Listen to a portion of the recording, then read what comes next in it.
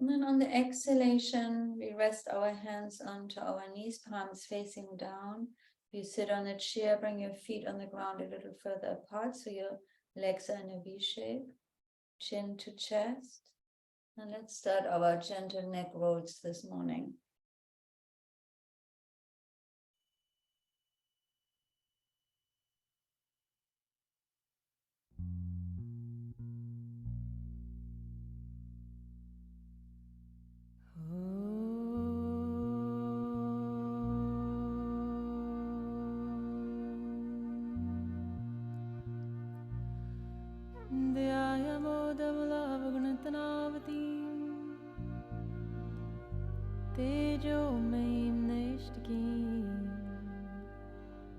Snigdha-pangavilokanim bhagavatim mandasmita shrimukhim vatsalyamritvarshanim sumadhuram samkirtanalapinim shamangim madhusikta saktim Amritanandatmikamishvri Dhyayamodavalavgunataravati. Let's gently reverse the direction. Snigdha-pangavilokanim bhagavati mandasmita shrimukhim vatsalyamritvarshanim sumadhuram samkirtanalapinim shamangim madhusikta suktim amritanandatmikamishvri.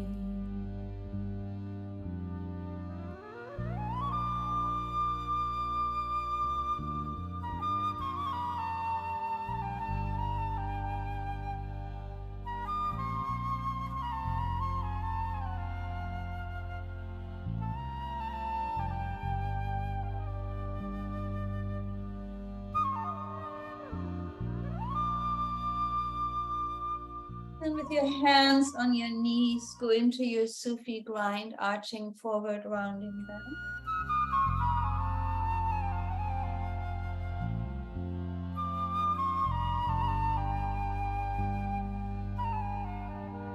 Dhyayamodavalavgunatanavatī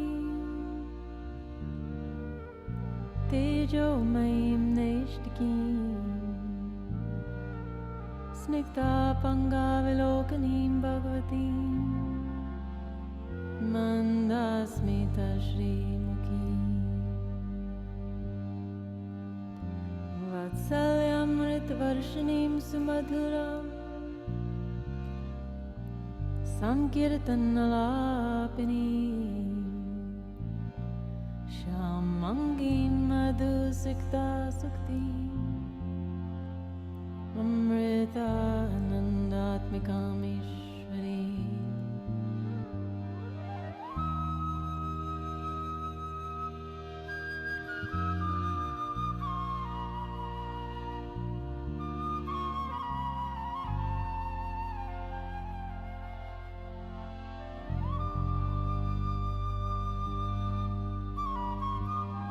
Vatsalyamritvarshanim sumadhuram And let's reverse the direction here.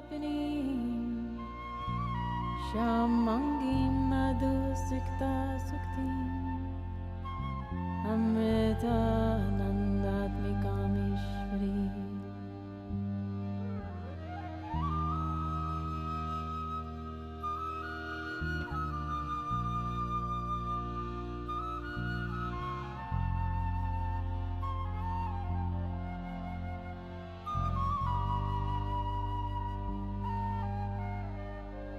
Dhyayamodavalavgunatanavatī tejomyim neshtikim Snigdha-pangavilokanim bhagavatim Mandasmita Shrimukhi Vatsalyamritvarshanim Sumadura Sankirtanalapini Shamangi Madhusikta Sukti Amrita Nandatmikamishvri. Then we come to center. Inhale through the nose, exhale, open mouth.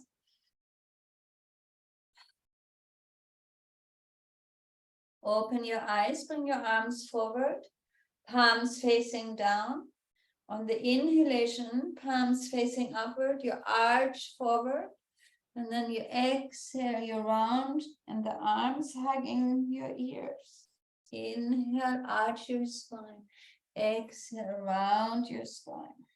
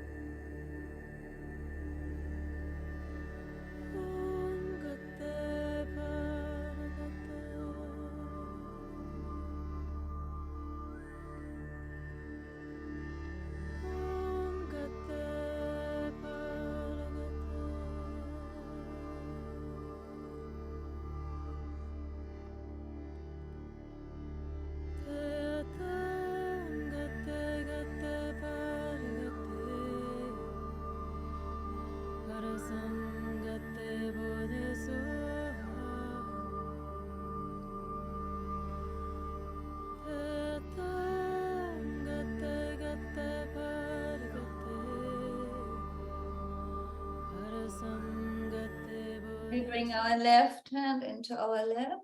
Inhale, right arm over. Exhale up. Inhale, left arm over. Exhale up.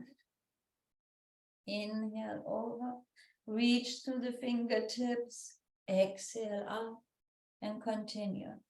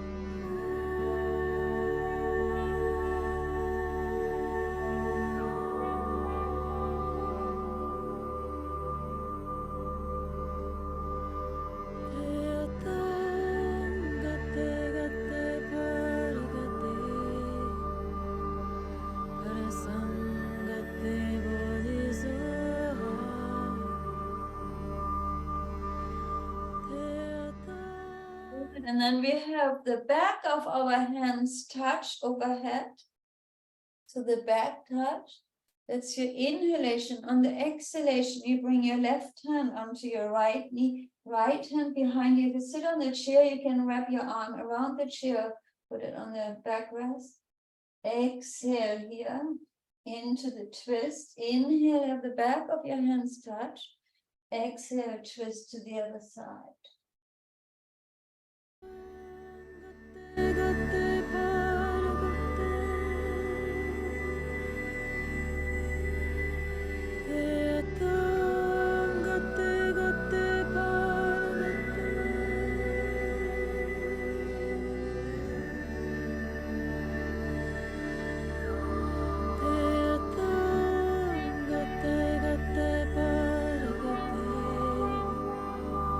Parasangate bodhi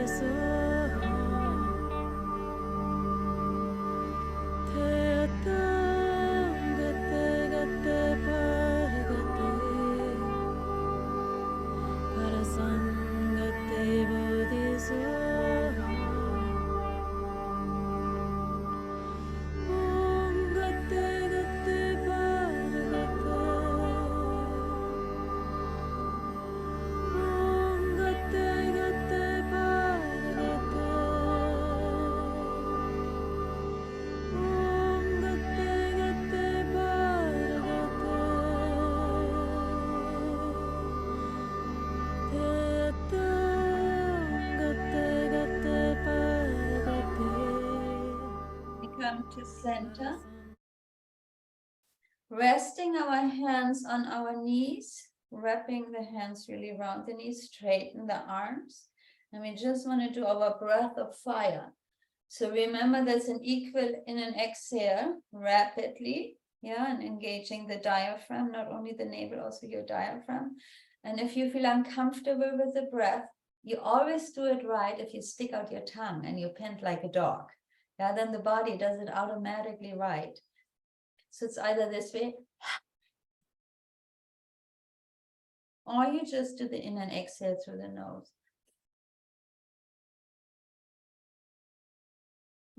3 minutes, we help our body to detoxify, to purify our blood, stimulating our circulation.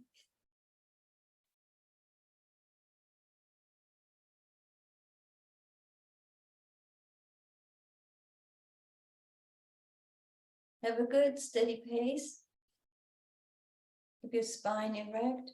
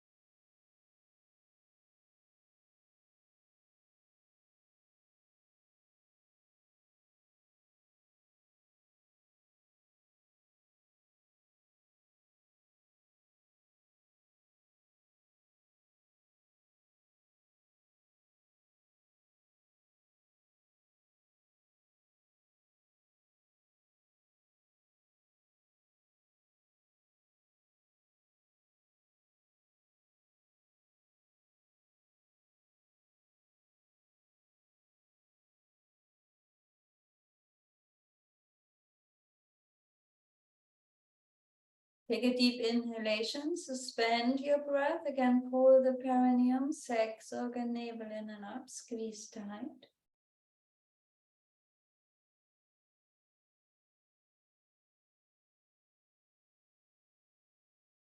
Exhale, open mouth.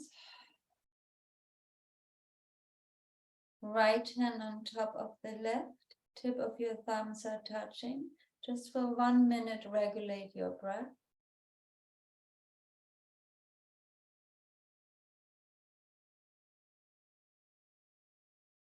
Attune to this chair or the ground beneath you.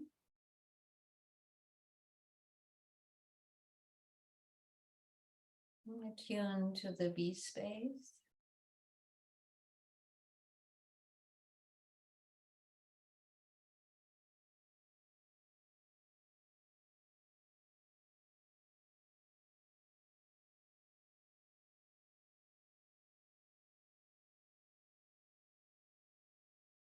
And then I think we're ready for you, Nimala. Thank you, Siddhi. I love that breath of fire. Oof, so good. Good morning, ladies. Happy Saturday morning.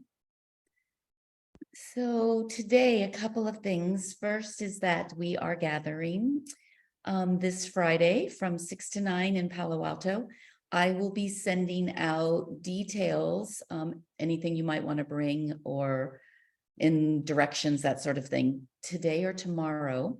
One of the things Siddhi and I spoke about with regards to this gathering is that it would be nice if you could bring an inquiry of some sort, something that you're interested in discussing. It might pertain to your spiritual journey. It might pertain to just life as we are moving through this time and space. It might be something more intellectual in the writings of the different traditions, whatever it is that sort of coming up for you that you'd like to just share in the circle and talk about, so that we're addressing where we each are. We're meeting you where you are versus us just coming up with an idea. However, we have ideas, and Lydia will be with us, and she will be doing some sort of sound healing for us, which will be really lovely. So we're looking forward to seeing you. Everyone's included. Please, if you can come, please do join us. So today I want to speak about inspiring our spiritual journey. So we spoke a couple of weeks ago, if you were with us, about the month of August being in the lunar calendar a found month every 2.5 years. There is an accumulation of these days that in the difference between a solar and a lunar calendar. So we follow the Gregorian calendar generally, and that has to accommodate. So in the Hindu calendar, every 2.5 years, they see that there is this one, like an adjustment to get us all back in sync. And this found month is this August. So Siddhi and I have been speaking about and are going to create some sort of a month-long immersion practice that you can follow as closely as you wish, and given where you are and what you're doing in the month of August. But the idea that we take advantage of this, it's like you're in your day and all of a sudden something gets canceled and you have this extra several hours that you didn't plan on, and you get to think how to spend it. What do I do with this found time? We have this same found time coming up for us. And how do we inspire our spiritual journey to take advantage of that time? So I'm going to talk about a few things around that. We're evolving spirits. We're always craving expansion. This is the innate destination of the embodied form. We want to expand, expand, expand, expand until we're no longer being held down in any way, whether it's through relationships or belief systems or health, all of those things. We want to transcend all of that. And so it's a journey, but it can sometimes get stale. And sometimes we feel like we are stagnant and that we are looking. So I know we often introduce new micro practices and new ways that you can invigorate this journey because we are called to be doing it. So what this journey for me, how this journey, I perceive this journey, is that it's the constant refining. It's a reducing. We've talked about that this morning in our check-in, reducing of things. What do we have around us? It's a sculpting ourselves into the new iteration of self. Our cells are recreating themselves every day. We are literally not the same person as we were yesterday, physically in our body. And that is also true of our spirit experience. It's not the same, but we have the possibility of infusing this journey in the ways that are inspiring to us, so that this journey doesn't become stale and we don't find that we've gone several months and we're just ho-hum. We don't want to be ho-hum. There's no room for ho-hum in our lives right now. We are juicy, available, interesting, inspired women. There's no ho-hum. Whatever is left of this beautiful life in this embodied form, which, by the way, we know, but to remind us, this is the biggest gift that we can imagine in this life, that we get to be able to experience our loved ones and the nature and all of the surroundings in an embodied form that carries all of these senses, these 5 senses. I don't really know what the unembodied, the disembodied life looks like, but I'm pretty sure it's not having all the sensory input and experience that we're getting here. So we come here and there are many burdens that go with this journey in the embodied form, but there's such liberation and freedom in sense of experience that we are given as this gift. So in this journey, for us not to feel like we get to be inspired and we get to be juicy every day, even with whatever burdens we're carrying. Those are part of the journey. This is the yin and the yang, the dark and the light. We can't escape and just go to the beautiful things and say that's life. Life includes both, because it's that intertwining of all of those experiences that heightens us and expands us and keeps us in this journey in a way where we're pushing out the boundaries, pushing out the boundaries. We want to be boundaryless. No boundaries, because the boundaries are only constructs that we've set up in our mind. So I'm going to talk about a few simple steps that I think are sort of preparatory for this month of August, that we might take this next month of July to prepare ourselves, just as you might if you were going on if we're fasting or we're going on a big cleanse of some sort, we generally do some sort of preparation for that. We just don't go cold turkey. We prepare ourselves. So how are we preparing ourselves for this found month that we're going to have, so that we can take advantage of it and really soak into it, immerse ourselves into it? So one of the first things which comes up all the time for us, and I know I'm speaking of it again, but it is so inherently important, and it's something we know, is to declutter. And if you haven't taken the time in the last several months to declutter your space, to declutter your mind, what are the things we're holding on to that are circular thought processes in our thinking that aren't taking us anywhere? We're caught in a trap of a circle. There's no exit. What is it? List this, write these down on a piece of paper. What am I holding on to that I may need to tend to, but in a circle, I'm not getting anywhere. I'm in the same circle. I just keep going around. It's a loop. When there's a loop in your mind about a situation that just keeps going around, you know it's time to find an exit door. We need to declutter our mind of those things that are not progressive. They're not moving us. It doesn't mean we drop it and don't think about it. We need to think about it in a new way. We need to be reframing. We need to be reducing. We need to be sculpting our lives into new iterations of thought, new iterations of experience. We don't have to stay in the same loop. And sometimes I think that we feel trapped because it's a situation maybe outside of our control. Most of life is outside of our control. Most of life. We create our own little cocoon, and we control when we get up and what we do, and a few little things. But the bigness of life is out of our control. And that's the expansion and the beauty and the excitement of living, because it is in this spaciousness and this unknown, and it comes to us in floods of joy and tears and laughter, and that's life. So we need to declutter our mind from being caught in the small things and either reframe them and shift them up or let go of them. Just don't keep the same loop. It is too tiring. It's Groundhog's Day every day.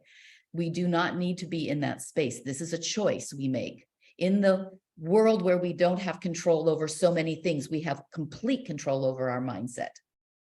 So what are we holding on to? What's in your life that you're holding on to in a certain perspective that's not working? It may be a judgment about someone or something. It is so liberating to decide, I'm just going to let go. Frankly, this situation is not really working for me. And instead of me trying to change it, I'm just going to let go. It's going to be what it is. If it's not dangerous to you or your loved ones or to the world, to the universe, let it go. See what happens when this is so physics, and something of force, of equal force, will push against a force. When you push against something, you're going to get an equal force back against you. That's how it's balanced. How do we let go of that and just say that force is going to go wherever it goes? And you can liberate yourself in the moment. That's it. It's in a moment. It's not a long thought out, how do I rearrange this so that it suits me and so that I have a safety net? Just let it go. Let it go. Work towards no thought around situations that are not solvable within your control. You can't change another person. You can't make another person think differently, to agree with you or to be in sync with you or to love you or to be willing to ask for forgiveness. It doesn't happen. But we have the internal capacity to declutter that attachment. Still can look at the person, love them, be in a situation, but we're in it detached. We're holding it at a distance from ourselves. We've talked about that over and over again. We're wearing a caftan, not a tight yoga suit. We're holding life at a distance from us. So there's room and spaciousness. We're aiming to understand what the true reality is in our life. And the more we construct it to be something that is more favorable for us or more easily held by us, is holding the untruth in our lives. And that will always come back to bite us, always. There is no liberation when we're in lack of clarity and when we're in made up ideas. There is no freedom in that. We'll never reach the freedom that and the liberation that we're looking for if we hold ideas about something or someone trapped. Even if they're true, we have to stay in the reality that we cannot be always in control of things. And along in the same thinking is examining our belief system. So it's a really fun adventure to periodically, whether it's once a year, maybe it's on your birthday, maybe it's at the first of the year, maybe it's just some random date, that you readdress your belief system. What's really important to you in life, and what do you really believe to be true? Be conscious and intentional about what we believe, not allow old habits, habituations to surface when we see something or someone to immediately go to a conclusion. That's just a shortcut. If we can clean that blackboard and say, I'm going to have a new experience of this situation because I'm choosing to, there's more in it than simply what I have already decided I like or dislike. On both sides, there's more to the brilliance of it and there's more to the annoyance of it. But keeping it contained in that one thought is layering these ideas of containment in your system instead of liberation. So we have to understand that the energy we put into controlling something is lost energy. And the energy that we save and we use towards inspiration and our juiciness and our interest in going into the world and holding it in a different way is what liberates us and allows us to have an experience that is so unlike what we are having now that we can't even put words to it. Can't even put words to it. So we have to be honest. What beliefs are supporting my spiritual journey and my expansion and my growing edge, and which beliefs are not? Whether it's about a person or a situation or a construct or about yourself. How limiting are we about ourselves? Where do I get to say, I'm not going to be limited anymore by that thought? Whether it's true or not, I'm just not going to be limited. I'm going to find a different way to reframe it. I may be whatever the word is, but I don't have to look at that as that's my life. We have to separate ourselves from these words, from our experience. Words they have taken so much of the life out of the way we live life because we get so contained in them and they're so limiting. Labels and words don't work. Growth requires that we let go of beliefs that we've been holding for too long. So reevaluate, what's really true for me, what's important for me, and what can I let go of that I've held simply because it was safe or habitual or easy or whatever. We need to, encountering reality will shift our truth. When we allow for more reality, we have more sense of truth. Expanding our mind. One of the things that is so invigorating is being around people who have thoughts that are different from ours. If we let go of the idea that everyone has to be the same and think the way we do in order to support what we think, and we say that's possible, that really different ideas and different perspectives are also true and possible, it's invigorating. Surround yourself by interesting people. Go to lectures, read books, have conversations with people who think differently than you do. It's expanding our growing edge.